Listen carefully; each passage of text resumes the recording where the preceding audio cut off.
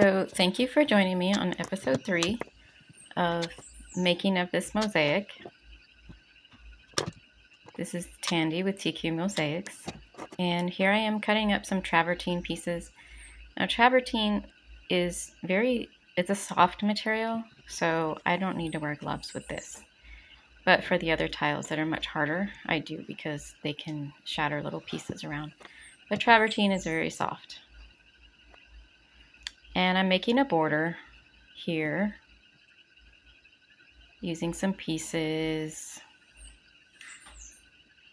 I really like abstract, and I love the dimension of what abstract can bring. Dimension is wonderful. It gives a 3D effect. You see the flower stand out taller than the blue tiles.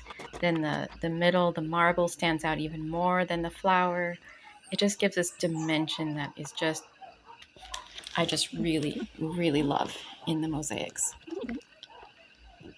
And you'll probably notice that I used non-traditional means as like the glue. The glue is non-traditional way of doing it, but I have found that it is a very durable, and so my pieces, many of them, can be used outdoors as well. So I'm just making this design here.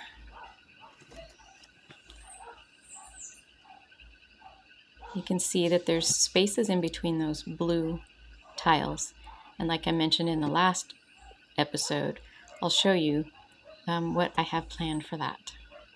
So make sure you subscribe and follow for the next episodes. And like I mentioned also, is because this glue doesn't set up instantly, you can move it around, you can take pieces out if you feel they fit better a different way.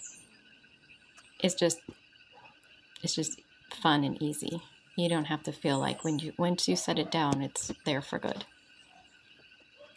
When it dries, that's another matter. See, I just want to add another petal there. But I'm going to go ahead and finish this outside edge. Kind of gives it a nice border for then when I fill in with my next pieces. And that will be in the next episode.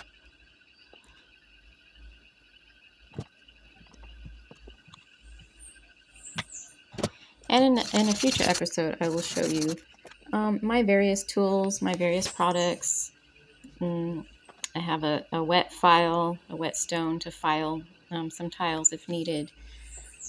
So, yeah. So for now, here we go. Follow and like for more content. Thank you, and we'll see you next time.